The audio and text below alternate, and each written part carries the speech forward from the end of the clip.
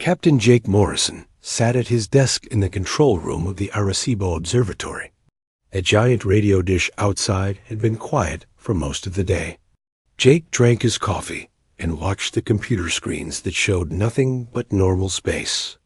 Noise. At 3 in the morning, everything changed. The computers started beeping loudly. Jake jumped up and spilled coffee on his shirt. Dr. Lisa Martinez ran into the room from the lab next door. She was the head scientist at the observatory and had been working late again. "What's happening?" Lisa asked as she looked at the screens. Jake pointed at the main display. "Look at this signal. It's not coming from any satellite or space probe we know about." The signal was strong and clear. It came from somewhere beyond the moon. Lisa sat down and started typing commands into the computer. The signal showed a pattern that repeated every few seconds. "This is not natural," Lisa said. Her voice was quiet but excited. "This is artificial. Someone or something is sending this on purpose." Jake felt his heart beat faster. "Are you saying this is from aliens?" Before Lisa could answer, the signal changed. The pattern became more complex. Then the screens showed something that made. Both scientists stepped back in shock that the signal contained mathematical formulas. Perfect mathematical formulas that any intelligent species would understand. Pi, the golden ratio, and prime numbers appeared on the screen in a clear sequence. "They're trying to talk to us," Lisa whispered. Jake grabbed the red phone on his desk. This was the direct line to the Pentagon. He had hoped he would never need to use it. "This is Captain Morrison at Arecibo. We have a Code 7 situation. I repeat, Code 7. Within 2 hours, the observatory was full of military personnel and government scientists.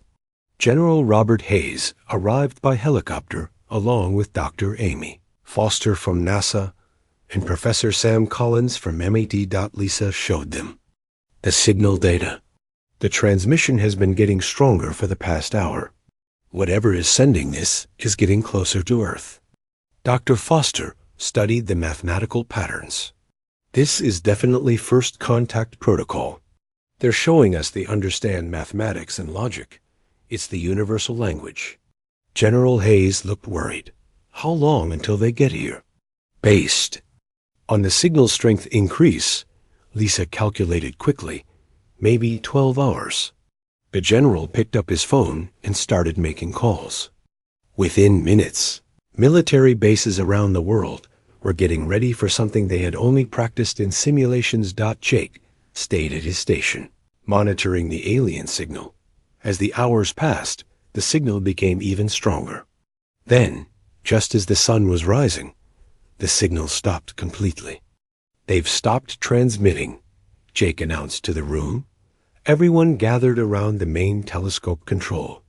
Lisa pointed the big dish toward where the signal had been coming from.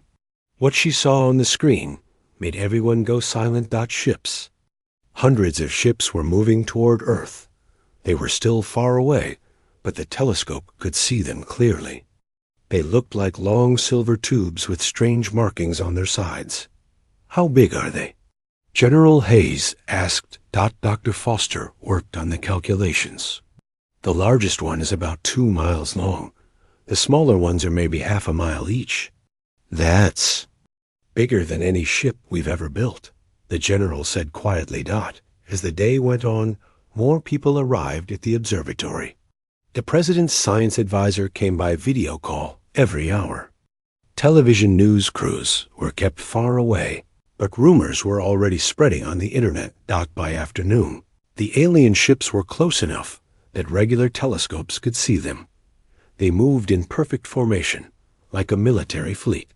But they moved slowly, much slower than human spacecraft would move. Dr. Collins made an interesting observation. "Look at how they're moving. They're being very careful with their speed and approach angle. It's like they're being extra cautious about something." Lisa nodded. "Maybe they don't want to seem threatening. Or maybe," General Hayes said, "they're being careful for another reason." As evening approached, the ships reached Earth's orbit. They arranged themselves in a circle around the planet, but they stayed high above the atmosphere. Then they started transmitting again. This time, the signal was different. It contained images. The first image showed Earth from space. The second showed the alien ships. The third showed the ships landing in major cities around the world. "They're telling us they want to land," Dr. Foster said. The last image was the most interesting. It showed tall, thin creatures walking out of the ships. They looked almost human, but they were much taller and thinner than any person. Their arms and legs looked weak, and they moved in a strange floating way. "Look at how they move," Lisa pointed out. "It's like they're in water or something." Jake studied the images more carefully. "Or like they're in very low gravity." Dr. Collins got excited. "That's it. Look at their body structure.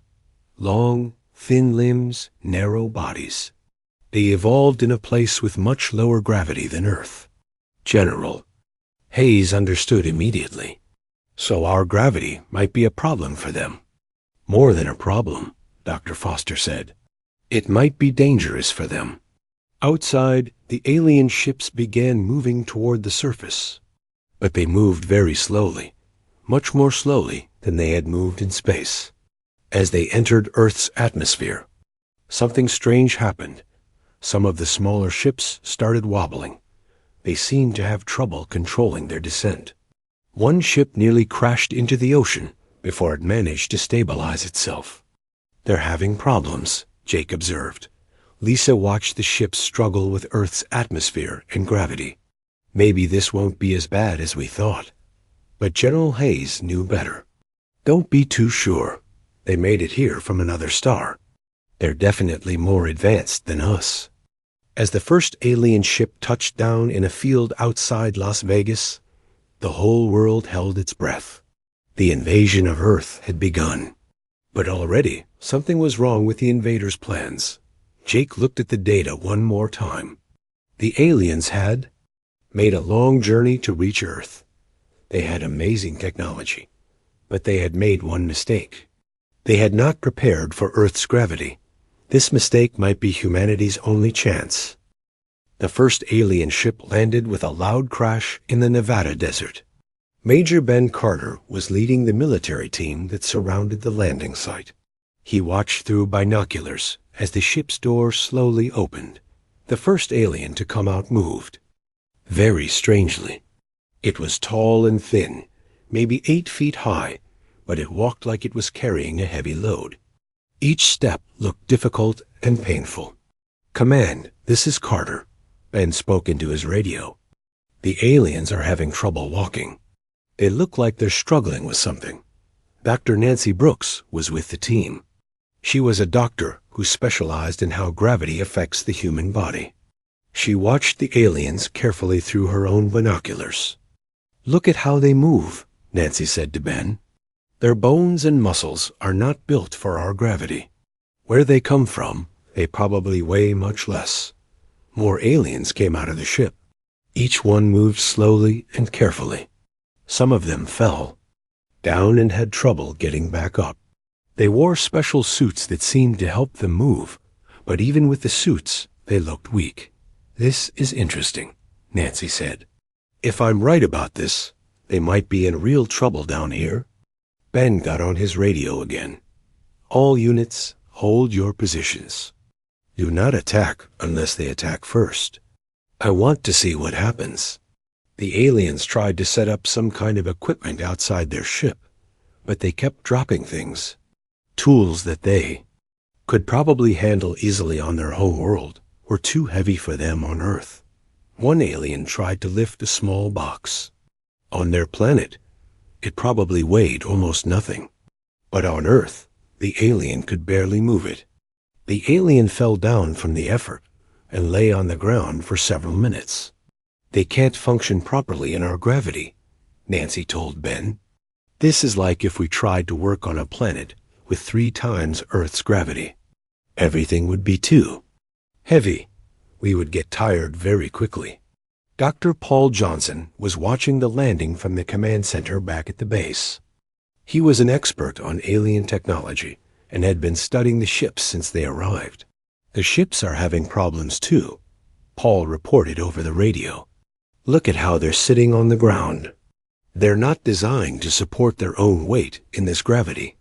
Ben could see that Paul was right. The alien ship was starting to sink into the ground. The landing legs were bending under the weight. More ships were landing around the world. Reports came in from Europe, Asia, and South America. Every landing was the same story. The aliens were having serious problems with Earth's gravity dot in London. The aliens tried to march out of their ship in formation, but half of them fell down before they made it 10 steps. In Tokyo, an alien ship's landing leg broke completely, and the ship tilted to one side. Captain Rick Davis was leading the response team in Brazil. He watched as aliens tried to unload weapons from their ship, but the weapons were too heavy for them to carry. "Command, this is Davis in São Paulo," Rick reported. "The aliens have some kind of energy weapons, but they can't lift them." One alien tried to pick up what looks like a rifle, but it was too heavy. The alien dropped it, and it went off accidentally. The accidental weapon discharge created a small crater in the ground. It showed that the aliens did have powerful weapons, but if they couldn't carry them, the weapons were useless. General Hayes was getting reports from around the world. Every landing site told the same story. The aliens were advanced and had powerful technology, but they couldn't function in Earth's gravity. "Dr. Foster," the general called. "What's your assessment?" Amy Foster had been studying all the reports. "Sir, I think we're seeing a complete mission failure on their part. They clearly didn't understand how strong Earth's gravity is compared to their home world." "How is that possible?" the general asked. "They have the technology to travel between stars. How could they make such a basic mistake?" "Maybe their home planet has very weak gravity," Amy explained. "If they evolved in low gravity, they might not understand how gravity affects different planets. They probably thought they could adapt." Dr. Collins joined the conversation. "Or maybe they thought their technology would protect them. But their suits and equipment aren't enough." Back in Nevada, Ben watched as more aliens came out of the ship. Some of them were clearly hurt. They moved like they were in pain. A few aliens had not come out at all. Nancy studied the aliens with her medical equipment. "Ben, I think some of them are dying. Their bodies can't handle the pressure. Their hearts probably aren't strong enough to pump blood in this gravity." "Should we help them?" Ben asked. "I don't know," Nancy said. "They came here to invade us, but they're clearly suffering." The question became more complicated when one of the aliens collapsed completely. It lay on the ground and didn't move. Other aliens tried to help it, but they were too weak to lift their friend. Ben made a decision. "Medical team, move in carefully.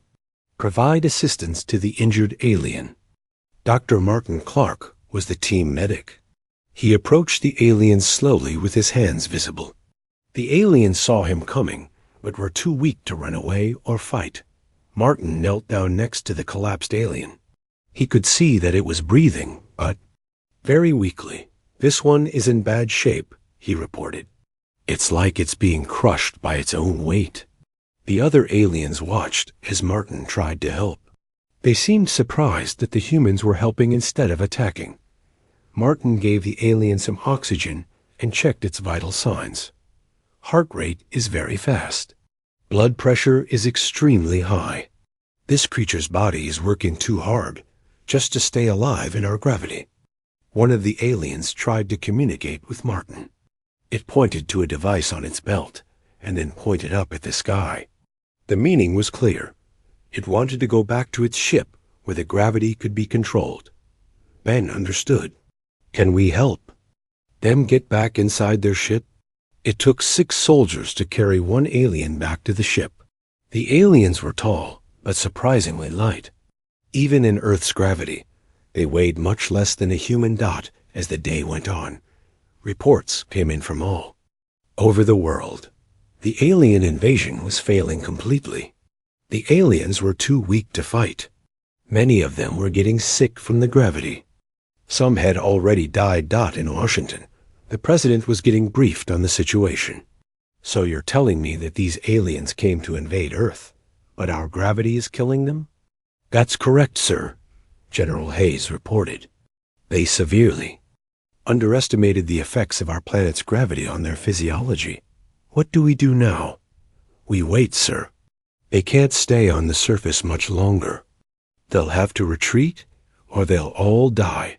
By evening, the aliens were already giving up. Ship after ship was lifting off and returning to orbit. The few aliens who were still on the surface were clearly dying. The invasion of Earth was over. Before it really began, the aliens had powerful technology and advanced ships, but they had made one critical error. They had not prepared for Earth's gravity. Humanity had won its first interstellar war without firing a single shot. Earth's gravity had done all the fighting for them, but Ben knew this was probably not the end. The aliens were still alive in orbit. They would either leave Earth alone or find a different way to attack. Either way, humanity had learned something important. Sometimes your biggest challenge can become your greatest weapon. 3 days after the failed invasion, the alien ship still floated in orbit around Earth. Dr. Lisa Martinez was back at the Arecibo Observatory, trying to understand what the aliens would do next. They're not leaving, Lisa told Captain Jake Morrison, but they're not trying to land again either. Jake studied the latest telescope data. Maybe they're trying to figure out what went wrong. The aliens had been sending new signals since their retreat to orbit. Dr. Amy Foster had been working with a team to decode these messages. The signals were different from the first contact messages. These seemed angry and frustrated. I think they're arguing among themselves, Amy reported during the daily briefing. The signal patterns suggest multiple sources having some kind of debate. General Hayes was not happy with the situation. I don't care if they're arguing. I want them gone. Can we shoot them down?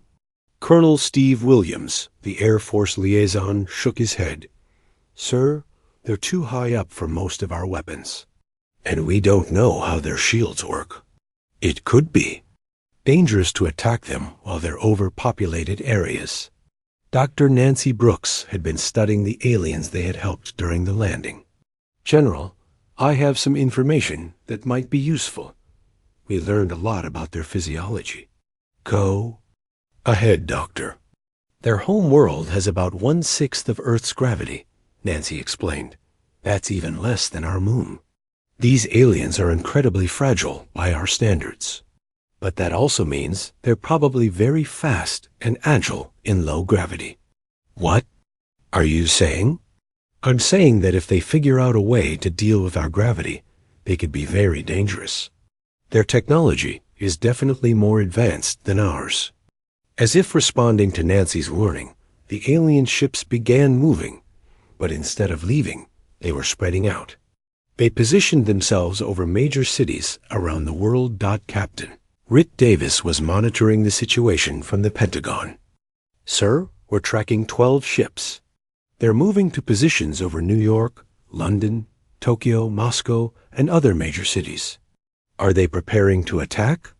General Hayes asked. Before anyone could answer, the ships began dropping something. Small objects fell from each ship toward the cities below. But these objects moved slowly and carefully, not like bombs or weapons. Jake watched through the telescope as the objects came down over Nevada. These aren't weapons. They look like some kind of probes or robots. The objects landed softly in parks and open areas around the cities. They were about the size of cars, but shaped like spheres. As soon as they landed, they began to unfold. Major Ben Carter was leading the team investigating the probe that landed near Las Vegas. Command, the object is opening up. It's some kind of robot or machine. The probe had unfolded into a tall, thin robot that looked similar to the aliens, but was clearly mechanical. The robot began moving around, but it moved much better than the aliens had. The robot is scanning everything, Ben reported. It's pointing some kind of device at the ground, at the air, at our equipment. Dr. Martin Clark was with Ben's team. I think it's measuring our gravity and atmosphere, maybe trying to understand why their people had so much trouble. Similar reports came in from around the world. The robots were scanning and measuring, but they weren't attacking. They seemed to be gathering information. Dr. Paul Johnson was excited about the opportunity to study alien technology up close. These robots are amazing. Look at how they move.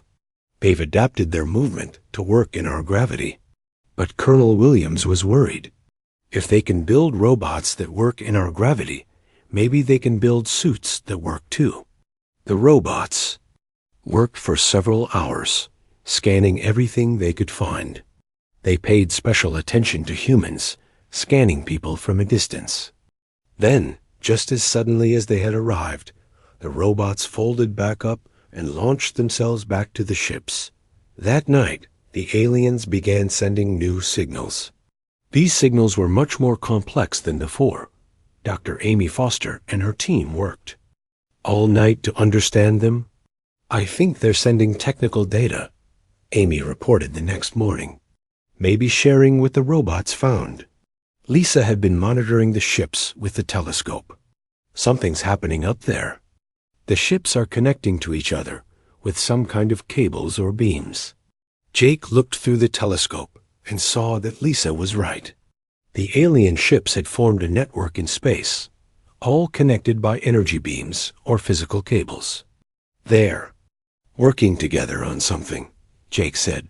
Something big.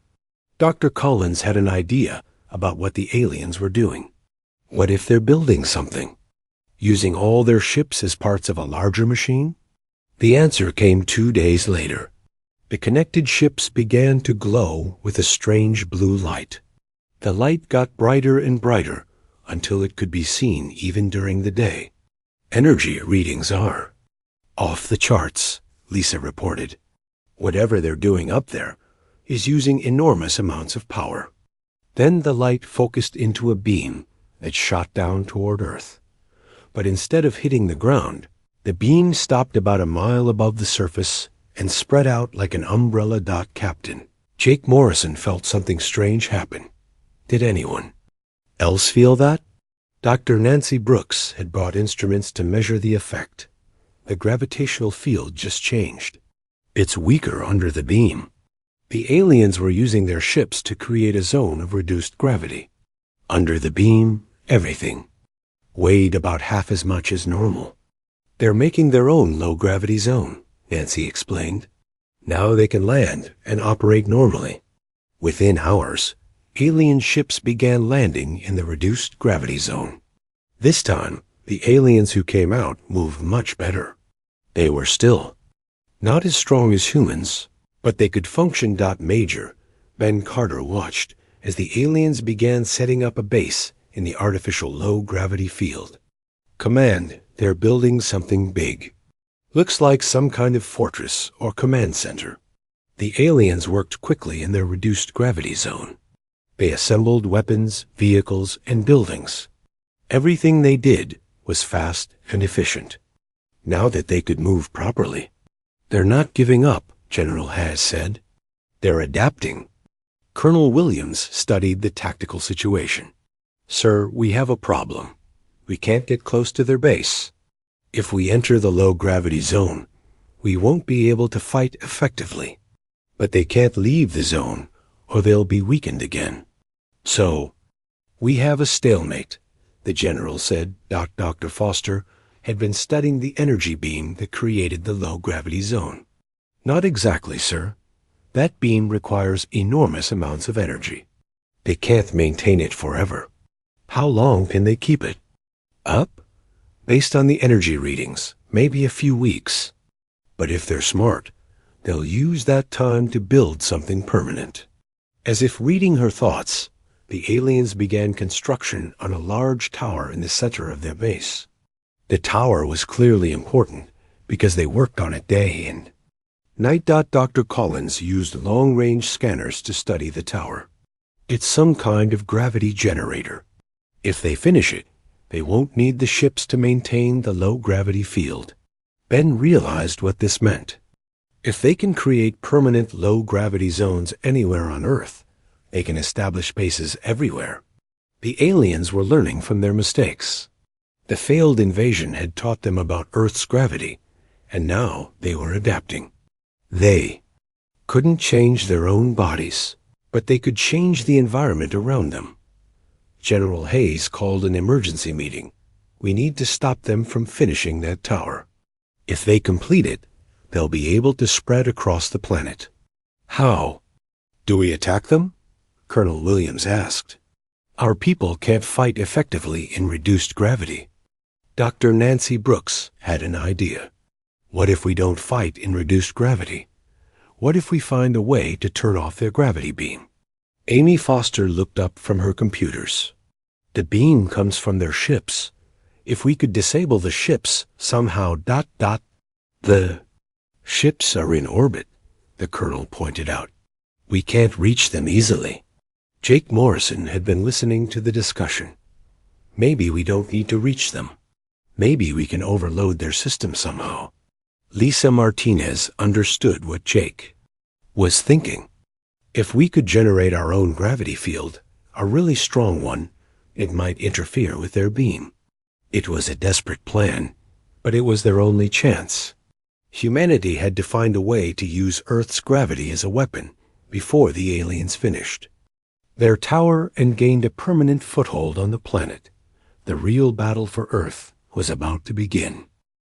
Dr. Lisa Martinez stared at the equations on her computer screen. She had been working for 18 hours straight, trying to figure out how to disrupt the alien gravity beam. There has to be a way, she muttered to herself. Captain Jake Morrison brought her another cup of coffee. Any luck? Maybe, Lisa said. The aliens are using some kind of gravitational field generator. But gravity works both ways. If we can create a strong enough counterfield, we might be able to overload their system. Dr. Amy Foster joined them in the lab. The problem is power. We would need enormous amounts of energy to affect their beam. What about nuclear power? Jake suggested. Even that might not be enough, Amy said. But I have another idea. What if we don't try to overpower their beam? What if we try to destabilize it? Lisa looked interested. Explain. Their beam has to be very precise to create a stable low-gravity zone, Amy explained. If we can create interference, even small interference, it might cause the whole system to collapse. Dr. Paul Johnson had been listening from across the room, like tuning forks. If you hit two tuning forks with slightly different frequencies, they interfere with each other. Exactly, Amy said. We need to create our own gravity field that vibrates at a frequency that interferes with theirs. Meanwhile, at the alien base in Nevada, the construction of the gravity tower was almost complete. Major Ben Carter watched from a distance as the aliens worked on the final pieces. Command, the tower is about 80% finished, Ben reported. At their current pace, they'll be done in 2 days. General Hayes was feeling the pressure. We're running out of time. What's the status on the gravity interference project? Dr. Martinez thinks she has a solution, Colonel Steve Williams reported. But it's going to require some equipment we don't have. What kind of equipment? We need a way to generate powerful electromagnetic fields. Something like the equipment they use at particle accelerator labs. The general made a quick decision. Get me a line to CERN in Switzerland and Fermilab in Illinois. Tell them it's a matter of national security. Within hours, teams of scientists from around the world were working together. Dr. Elena Rodriguez from CERN explained how their particle accelerator could be modified to generate the kind of fields they needed. We can create a gravity wave generator. Elena said over the video call. But we'll only get one chance. If we overload the system, it will take months to repair. Dr. Martinez was designing the frequency pattern they would need. We have to match their gravity beam frequency exactly and shift it by just a few cycles per second. That should create enough interference to destabilize their field. But there was a problem. They needed to get close enough to the alien base. To measure the exact frequency of their gravity beam, Captain Rick Davis volunteered for the dangerous mission. I can get a team within scanning range of their base. Dr. Nancy Brooks would go with him to operate the scanning equipment. We'll need to get within half a mile of their gravity field to get accurate readings. That's very dangerous, General. Hayes warned, if they detect you, they'll probably attack. We have to try, Rick said. Without the exact frequency, the interference won't work. Rick and Nancy approached the alien base at night, moving carefully through the desert. They could see the strange blue glow of the gravity field ahead of them. There, Nancy whispered, pointing to a ridge that overlooked the base. We can set up the scanners there. They climbed to the ridge and set up their equipment. Nancy started the scans while Rick kept watch for alien patrols. I'm getting the readings, Nancy said quietly. The frequency is more complex than we thought. It's not just one frequency. It's a whole pattern of different frequencies working together. Can you record it all? I'm trying, but there's a lot of data. This is going to take a few minutes. While Nancy worked, Rick watched the alien base. Through binoculars. The aliens were working on their tower even at night. They seemed to be in a hurry to finish it. Almost done, Nancy said. Just need a few more readings. That's when Rick saw movement on the edge of the alien base. We've got company. Alien patrol coming this way. Nancy grabbed her equipment. Got it. Let's go. They made it back to their vehicle just as alien flying machines appeared over the ridge. The aliens had detected something, but Rick and Nancy were already driving away. Back at the command center, Nancy uploaded her data to Dr. Martinez. Here's what you need. But Lisa, this is much more complicated than we thought. Lisa studied the frequency patterns. You're right. They're using multiple interference patterns to keep their gravity field stable. But that also means they have multiple weak points. Dr. Amy Foster looked at the data. If we can disrupt just one of these patterns, it might cause a cascade failure in the whole system. How do we do that? General Hayes asked. We need to coordinate. Multiple particle accelerators around the world, Lisa explained. Each one will target a different frequency in their pattern. If we hit them all at the same time, their gravity field should collapse. The plan required perfect timing. Particle accelerators in Switzerland, Illinois, Japan, and Russia would all fire at exactly the same moment. Each accelerator would generate a slightly different frequency to disrupt the alien gravity field. Dr. Elena Rodriguez coordinated the European team. We're ready here. All systems are charged and targeted. Dr. Kevin Walsh was at Fermilab in Illinois. Ready here too. We've never tried anything like this before. Similar reports came in from Japan and Russia. Scientists around the world were working together to save Earth, but the aliens were not sitting still. Their sensors had detected the unusual activity at the particle accelerator facilities. Command, we're seeing increased activity at the alien base, Ben reported. They're powering up some kind of weapon system. The aliens had figured out that humans were planning something.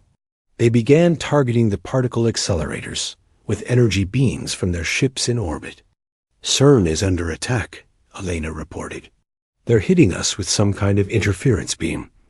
Our systems are fluctuating. Fermilab here, Kevin said. We're being jammed too. Whatever they're doing, it's affecting our equipment.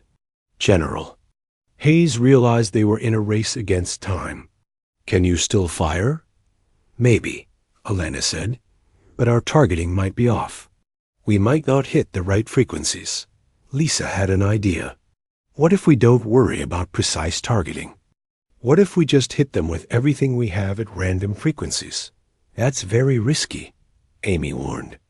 If we get it wrong, we might actually strengthen their gravity field instead of disrupting it. We're out of time, the general said. The aliens are almost finished with their tower. It's now or never. Lisa made the decision.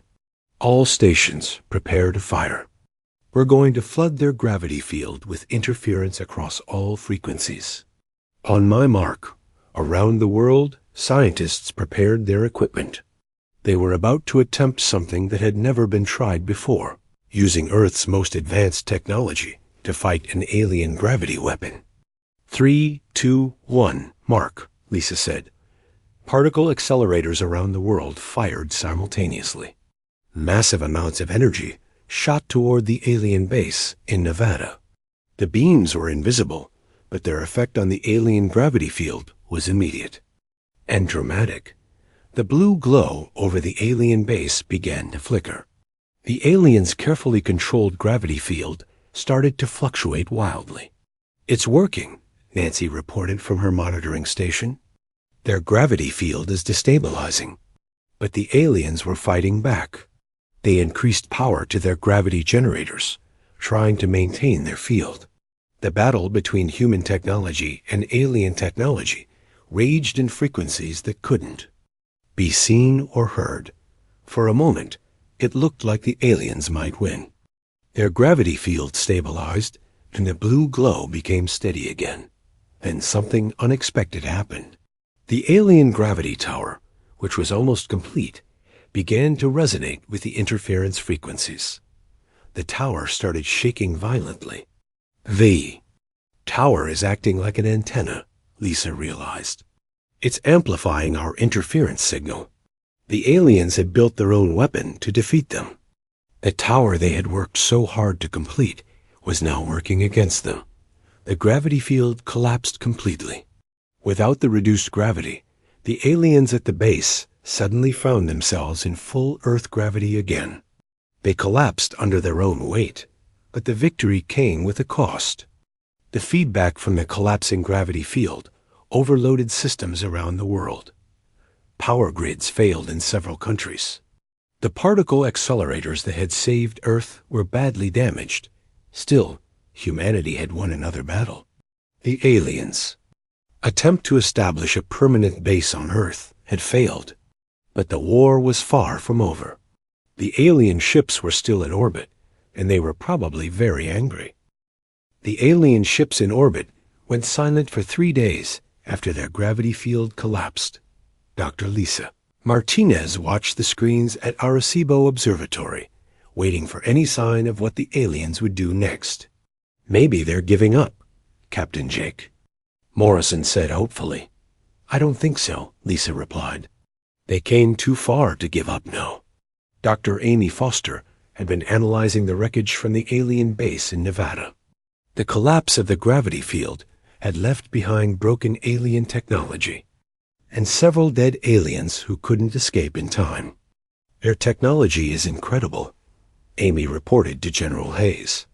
Even broken, some of their equipment is more advanced than anything we have. Can we learn anything useful from it? Maybe. Dr. Johnson is working on their computer systems. If we can crack their codes, we might learn about their home planet and their intentions.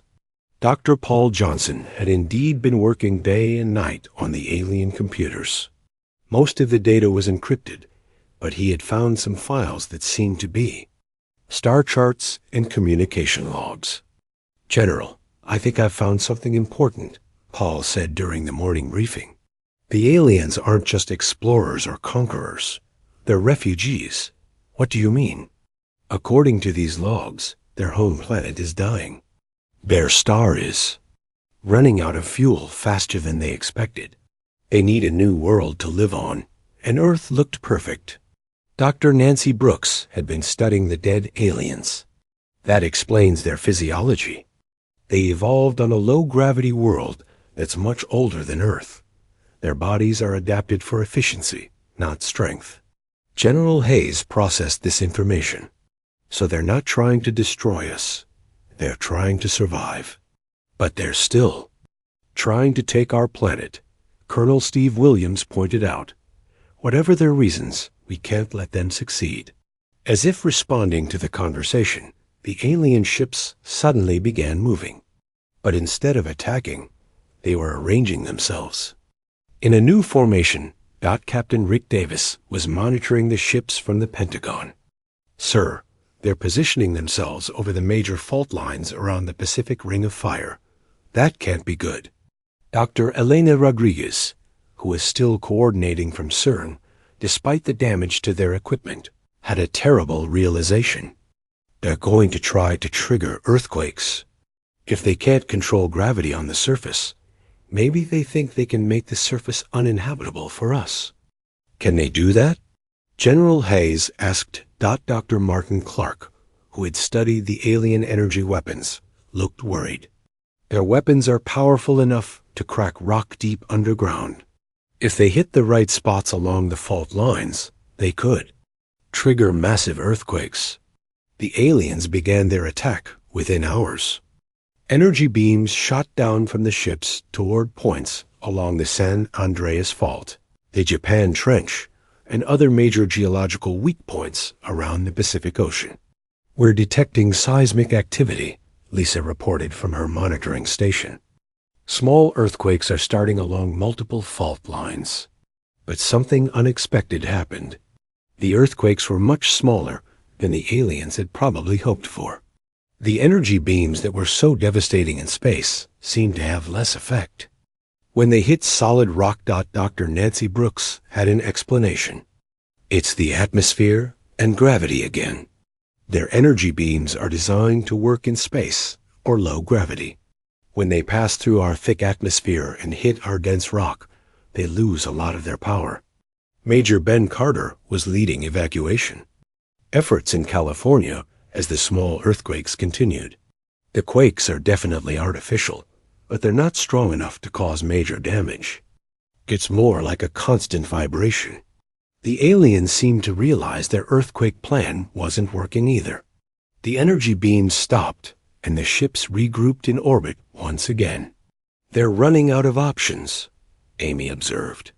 Every time they try something, our gravity and atmosphere work against them. Jake had been thinking about the alien refugees and their desperate situation. What if we tried to communicate with them? Maybe we can find a solution that doesn't involve fighting.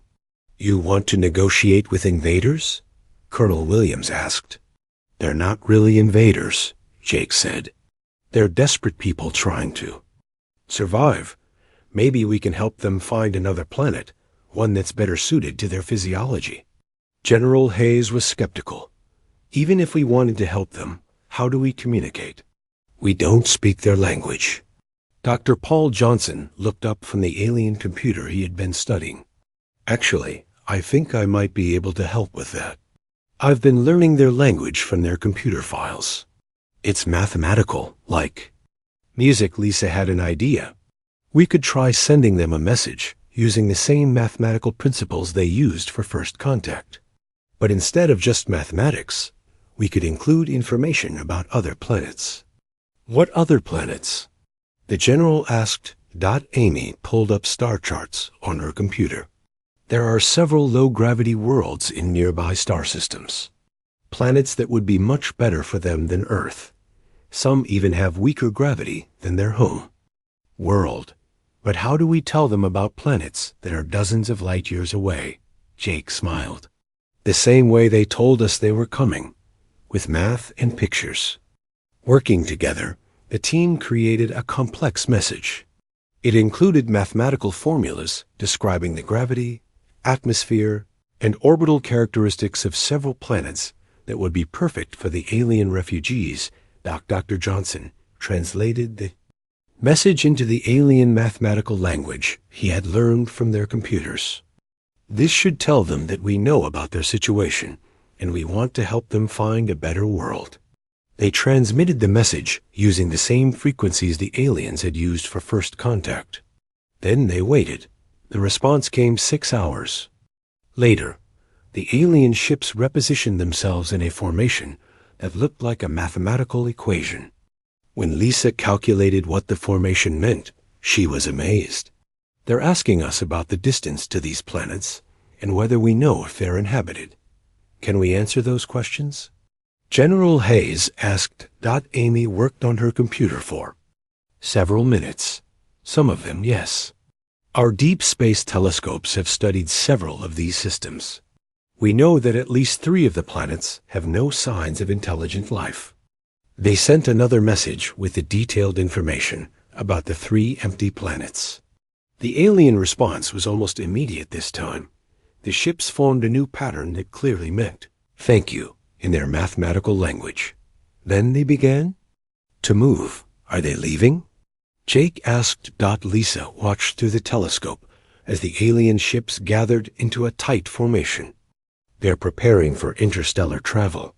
I think they're going to check out the planets we told them about. Captain Rick Davis tracked the ships as they accelerated away from Earth. Confirmed. They're heading toward the Tau Ceti system. That's where one of the planets we recommended is located. Dr. Nancy Brooks felt relieved, but also a little sad. I hope they find what they're looking for. It must be terrible to watch your home world die. As the alien ships disappeared into the darkness of space, General Hayes called a final meeting. What did we learn from all this? Amy Foster had been thinking about that question. We learned that sometimes our biggest weaknesses can become our greatest strengths. Earth's gravity made life difficult for us as we evolved, but it also protected us when we needed it most. We also learned that not every alien contact has to end in war, Jake added. Sometimes understanding and communication work better than weapons. Dr. Johnson was still working on translating more alien files.